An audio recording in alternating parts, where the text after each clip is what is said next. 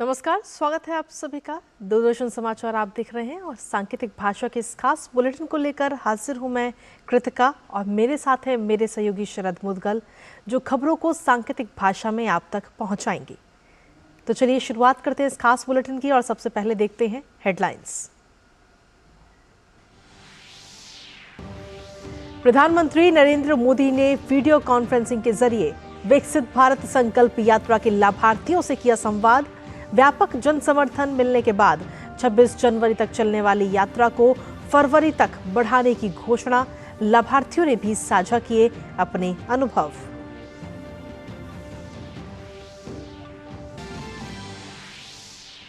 प्रधानमंत्री नरेंद्र मोदी ने श्री राम मंदिर पर स्मारक डाक टिकट किया जारी। 20 से ज्यादा देशों की ओर से जारी डाक टिकटों का एल्बम भी जारी। कहा, ये डाक टिकट विभिन्न सभ्यताओं पर श्री राम की अंतर्राष्ट्रीय अपील को प्रदर्शित करने का प्रयास।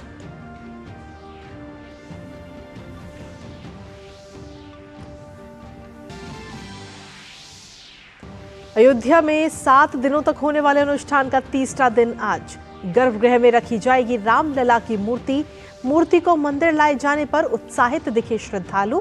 22 जनवरी को होने वाली प्राण प्रतिष्ठा के मद्देनजर केंद्र सरकार के कार्यालयों में रहेगी आधे दिन की छुट्टी। केंद्रीय कैबिनेट ने 2 ताप विद्युत संयंत्रों की स्थापना के लिए इक्विटी निवेश को दी मंजूरी। 16वें वित्त आयोग के लिए संयुक्त सचिव स्तर के 3 पदों के सृजन को भी मिली मंजूरी।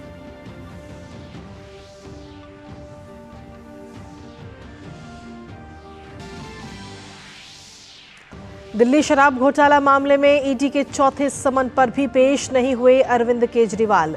बीजेपी ने आम आदमी पार्टी और मुख्यमंत्री अरविंद केजरीवाल पर साधा निशाना। कहा, डीएनए में बेईमानी, इसलिए ईडी के सामने पेश होने से डर रहे हैं केजरीवाल।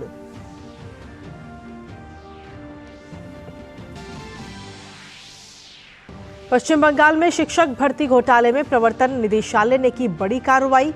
कोलकाता और उसके आसपास के कई स्थानों पर छापेमारी।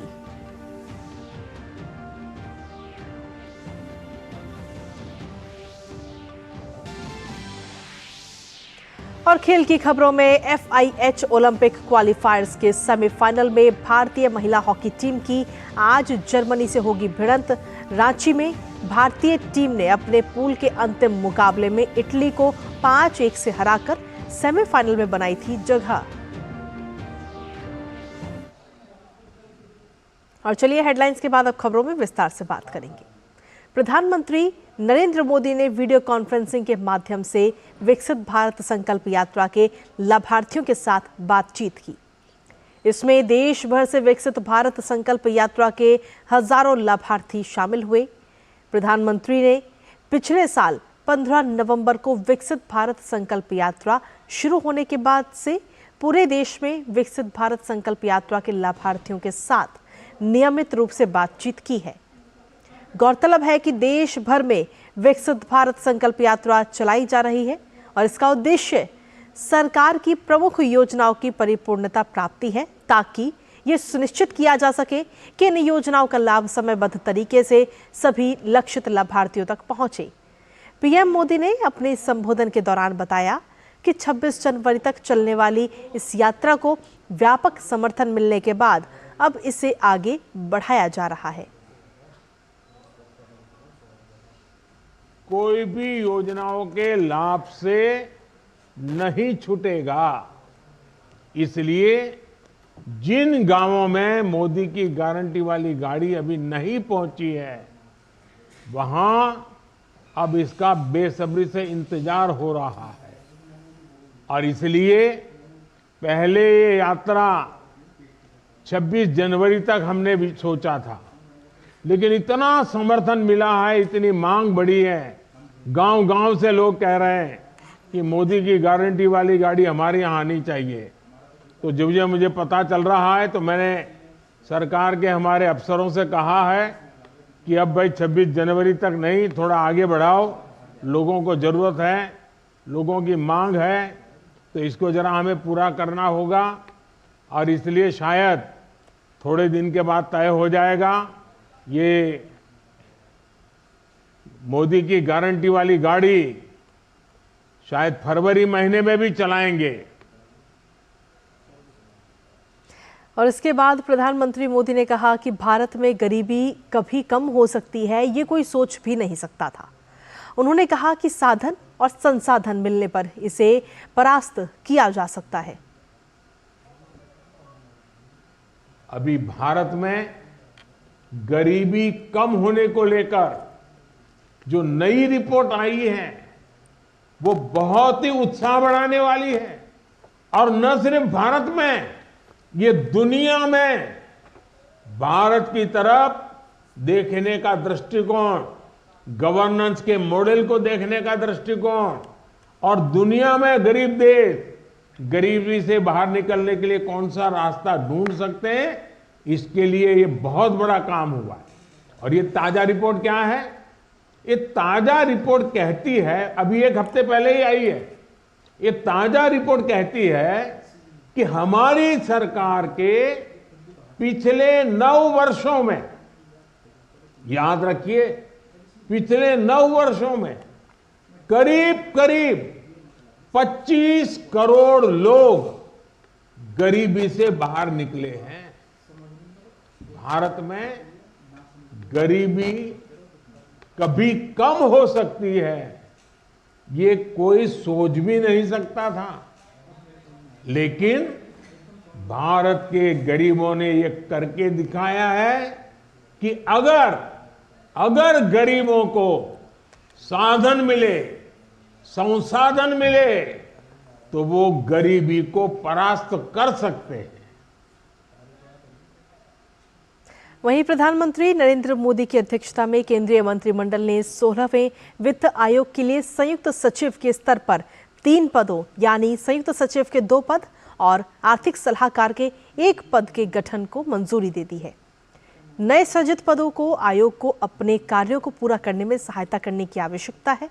कैबिनेट समिति ने SECL और MPPGCL के संयुक्त उद्यम के माध्यम से 660 मेगावाट थर्मल पावर प्लांट की स्थापना के लिए साउथ ईस्टर्न कोल फील्ड्स लिमिटेड द्वारा इक्विटी निवेश को और महानदी कोल फील्ड्स लिमिटेड MBPL के माध्यम से 1600 मेगावाट थर्मल पावर प्लांट स्थापित करने की भी मंजूरी दी।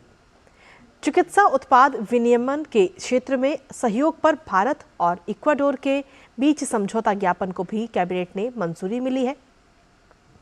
वहीं कैबिनेट ने भारत और केन्या के बीच डिजिटल परिवर्तन के लिए जनसंख्या के अनुसार कार्यान्वित सफल डिजिटल समाधानों को साझा करने के क्षेत्र में सहयोग पर समझौता ज्ञापन को मंजूरी दी है।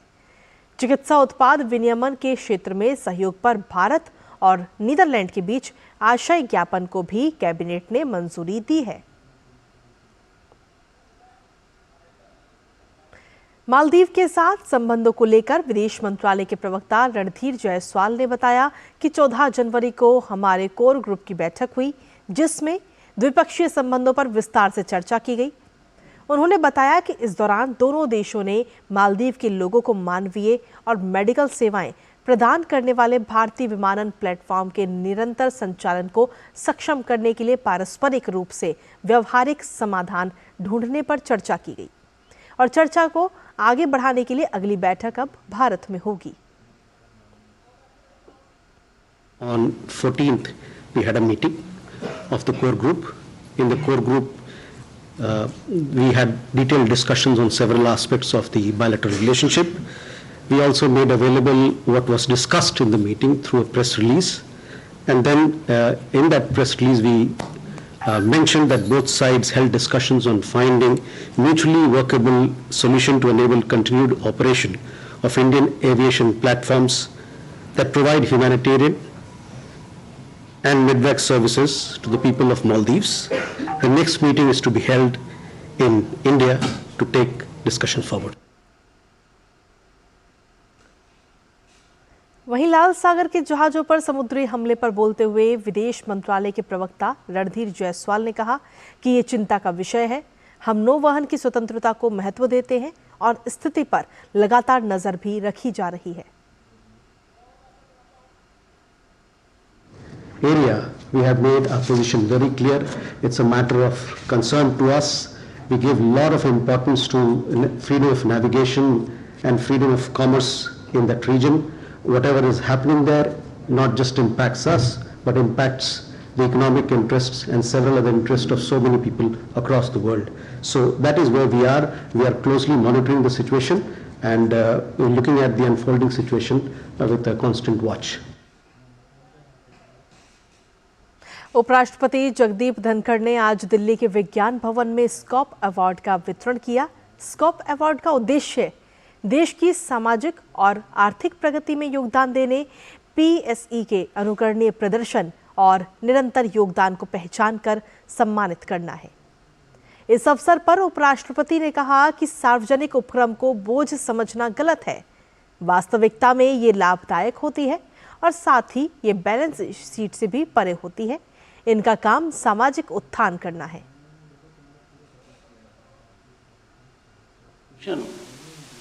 They associate public sector with liability. No.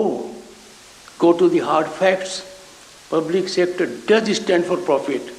And the profit is not only in the balance sheet, the profit is in your massive contribution for societal upliftment and elements of society that matter to all of us. और चलिए खबरों में आगे बढ़ते हैं और अब बात करते हैं रामलला की प्राण प्रतिष्ठा से जुड़ी खबरों की।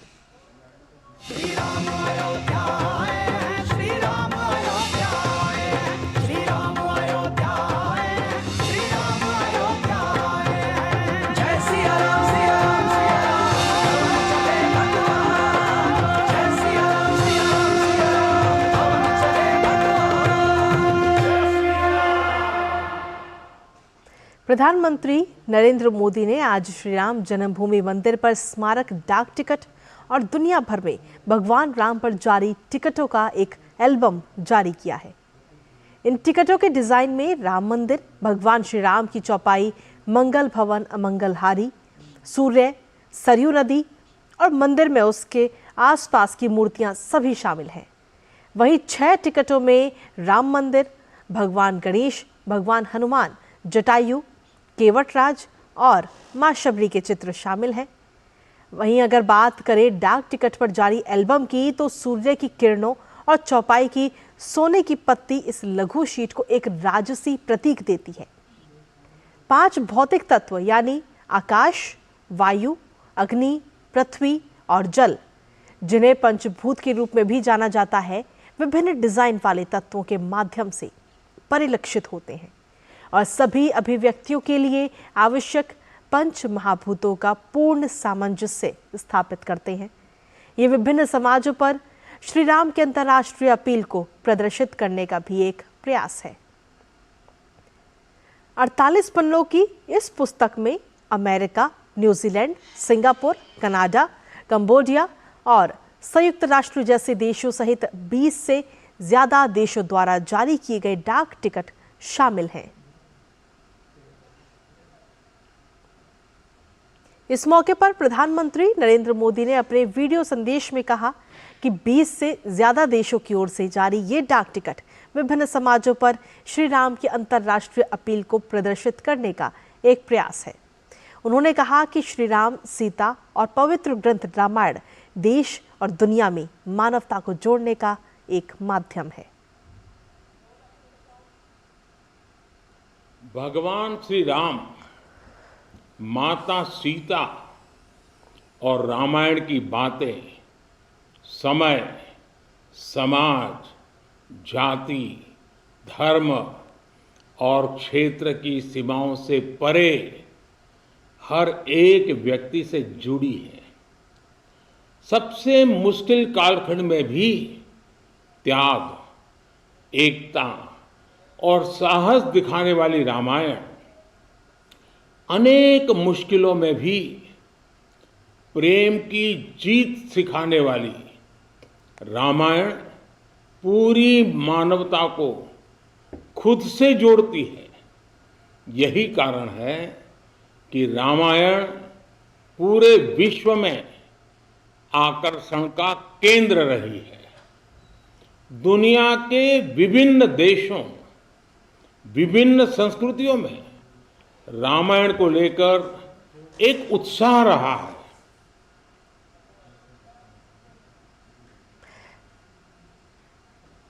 वहीं राम मंदिर प्राण प्रतिष्ठा कार्यक्रम से पहले अयोध्या की सुरक्षा बढ़ा दी गई है।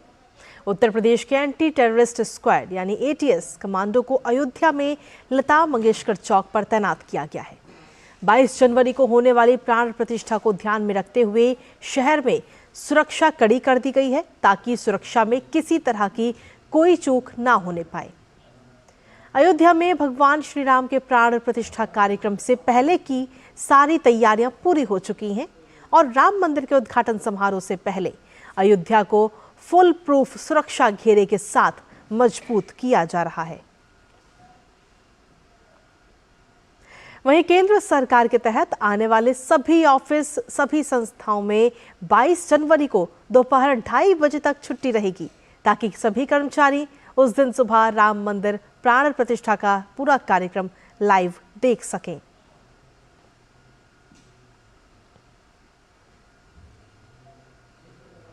कांग्रेस नेता जयराम रमेश की ओर से 22 जनवरी को होने वाली रामलला की प्राण प्रतिष्ठा समारोह को राजनीतिक समारोह बताने पर बीजेपी ने करारा जवाब दिया है। भारतीय जनता पार्टी के नेता और केंद्रीय मंत्री मीनाक्षी लेखी ने कहा कि जिनके नाम में राम हो वो राम के प्रति ऐसी भावना रखते हैं। राम और हनुमान उन्हें बल, बुद्धि, विद्या का दान दें ताकि जो मूर्खता है वो दूर हो। राम हम सबको जोड़ते हैं, सांस्कृतिक रूप से हम एक हैं, मर्यादा पुरुषोत्तम है, समाज में आदर्श कायम करते हैं। जिनके नाम में राम हो वो राम के प्रति ऐसी भावना रखें, राम और हनुमान जी उनको बल, बुद्धि, विद्या का दान दें ताकि जो मूर्खता है वो दूर हो।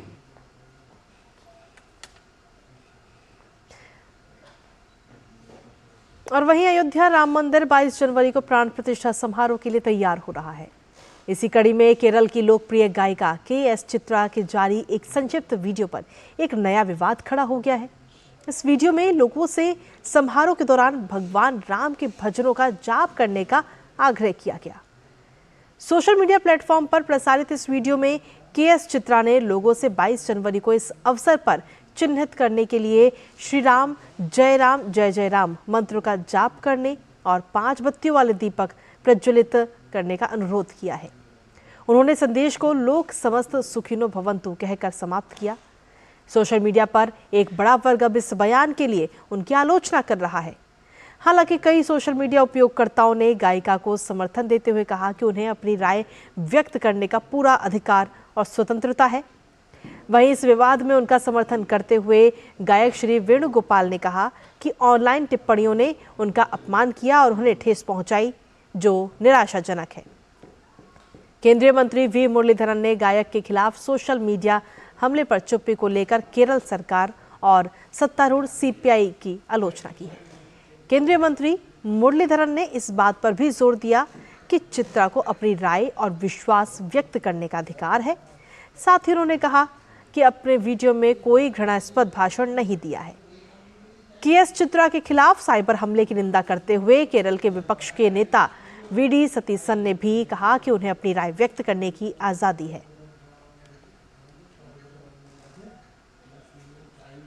और चलिए अब खबरों में आगे बढ़ेंगे, जहां भारतीय उद्योगों को बढ़ावा देने के लिए डिपार्टमेंट ऑफ कॉमर्स और भारतीय विदेश व्यापार संस्थान के द्वारा ट्रेड कनेक्ट ई प्लेटफॉर्म की शुरुआत जल्द की जाएगी, जिसको लेकर विदेश व्यापार महानिदेशक संतोष सारंगी ने बताया कि भारतीय निर्यातकों और उद्यमियों को अंतर्राष्ट्रीय व्यापार में विभिन्न हितधारकों के साथ जोड़ने की सुविधा प्रदान करने वाला एक मध्यस्थ मंच ट्रेड कनेक्ट ई प्लेटफॉर्म लाया जाएगा, जो कि लोगों को विदेशों में कारोबार करने में सहायक होगा।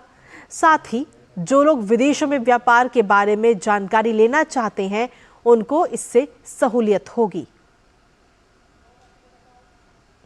डिपार्टमेंट ऑफ कॉमर्स और डीजीएफटी के तरफ से एक नया इनिशिएटिव हम लोग ले रहे हैं, जहां पर हमारे देश के विभिन्न प्रांतों में जो नए एस्पायरिंग एक्सपोर्टर्स है वो एक्सपोर्ट शुरू करने के लिए उनको काफ़ी सारे क्वेश्चंस रहते हैं। किस तरह का प्रोडक्ट एक्सपोर्ट करें, कहाँ करें, कैसे करें, जो ओवरसीज़ मार्केट हैं वहाँ पर टैरिफ रेट कैसे हैं, ओवरसीज़ मार्केट में रेगुलेटरी बैरियर्स क्या क्या हैं एक्सपोर्ट। तो ये सारे जो डॉट्स हैं उसको कनेक्ट करने के लिए हम लोग ट्रेड कनेक्ट ई प्लेटफॉर्म बोल के एक प्लेटफॉर्म शुरू करने के लिए काम शुरू किए हैं। अगले 2-3 महीने में इसको रोल आउट करेंगे। उत्पादन और निर्यात को बढ़ावा देने के मकसद से साल 2020 में शुरू की गई प्रोडक्शन लिंक्ड इंसेंटिव स्कीम से मैन्युफैक्चरिंग की तस्वीर अब बदलने लगी है। साल 2020 से लेकर 2023 तक 14 सेक्टर के लिए पीएलआई स्कीम की घोषणा की जा चुकी है। इनमें से मुख्य तौर से 6 सेक्टर में उत्पादन और निर्यात शुरू हुआ है।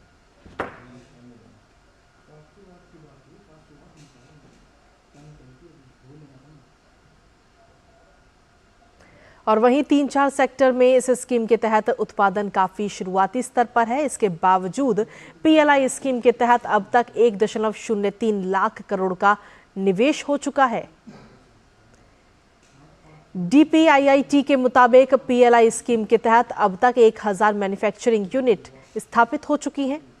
8.61 लाख करोड़ के मूल्य का उत्पादन हो चुका है और 3.20 लाख करोड़ का निर्यात किया जा चुका है। इन यूनिट की स्थापना से 6.78 लाख लोगों को प्रत्यक्ष और अप्रत्यक्ष तौर पर भी रोजगार मिला है।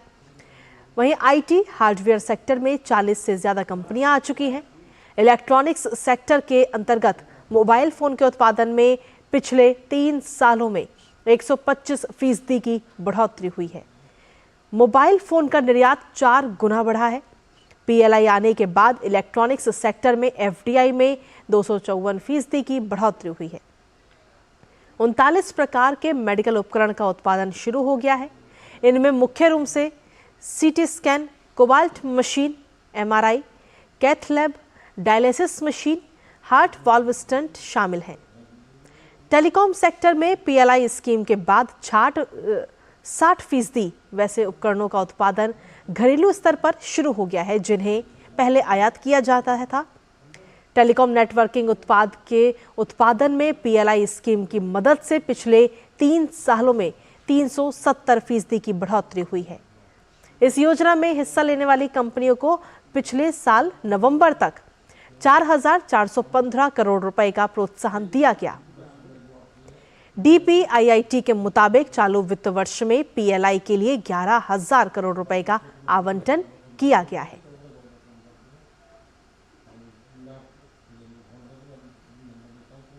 ताइवानी कंपनी फॉक्सकॉन, जिसे होन हाई प्रिसिजन इंडस्ट्री के नाम से भी जाना जाता है, भारत में सेमीकंडक्टर पैकेजिंग और परीक्षण उद्यम स्थापित करने के लिए भारतीय सॉफ्टवेयर और इंजीनियरिंग फर्म HCL के साथ साझेदारी कर रही है।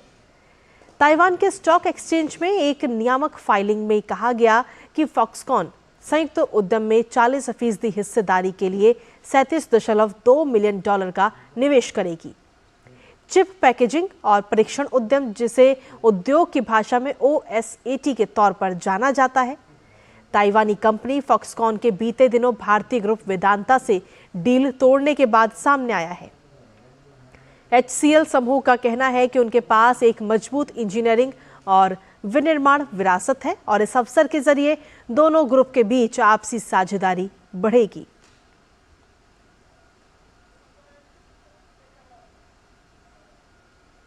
वहीं भारत में अपने बाजार का विस्तार करते हुए एप्पल ने कर्नाटक के केंद्र बेंगलुरु में एक नए कार्यालय का उद्घाटन किया है। चीन पर उत्पादन निर्भरता को कम करने के लिए एक बड़े प्रयास के बीच तकनीकी दिग्गज ने भारत के प्रति अपना झुकाव को मजबूत किया है। नया एप्पल कार्यालय बेंगलुरु में संसद और क्रिकेट स्टेडियम जैसे प्रतिष्ठित स्थलों के पास स्थित है और 15 मंजिला इमारत सिर्फ एक कार्यस्थल नहीं, बल्कि ये रचनात्मकता, कल्याण और नवाचार के लिए तैयार की गई एक समर्पित जगह है। 15 मंजिलों में फैले बेंगलुरु में नव उद्घाटित एप्पल कार्यालय में 1200 कर्मचारियों को समायोजित करने की संभावना है। विशिष्ट प्रयोगशाला सुविधाओं, सहयोगी और कल्याण क्षेत्रों और एक कैफे मेक का दावा करता हुआ ये कार्यालय कब्बन पार्क मेट्रो स्टेशन के पास स्थित है। राहुल गांधी के नेतृत्व में हो रही कांग्रेस की भारत जोड़ो न्याय यात्रा नागालैंड से असम पहुंच चुकी है। इस पर असम के मुख्यमंत्री हेमंत बिस्वा शर्मा ने कहा कि गुवाहाटी शहर के अंदर से इस यात्रा को जाने की अनुमति नहीं देंगे, लेकिन अगर फिर भी ये यात्रा निकाली गई तो हम पुलिस की व्यवस्था नहीं करेंगे। जाएगा, हम खाली केस रजिस्टर करेगा। सिटी का अंदर से नहीं जाना है, मेडिकल कॉलेज है, नर्सिंग होम है, आप ऑल्टरनेटिव रास्ता जो भी आप मांगेगा हम आपको अनुमति दे दूंगा। लेकिन आप सिटी का अंदर से ही जाने का जेट करेगा तो मैं कोई पुलिस का व्यवस्था नहीं करूंगा। मैं वायलेशन का केस रजिस्टर कर लूंगा और बाद में 2-3 महीना सुनाव का बाद मैं अरेस्ट कर लूंगा। अभी मैं कुछ नहीं करूंगा। और इसी के साथ फिलहाल सांकेतिक भाषा के इस खास बुलेटिन में मुझे, मेरे सहयोगी शरद मुदगल और हमारी पूरी टीम को दीजिए अनुमति। नमस्कार।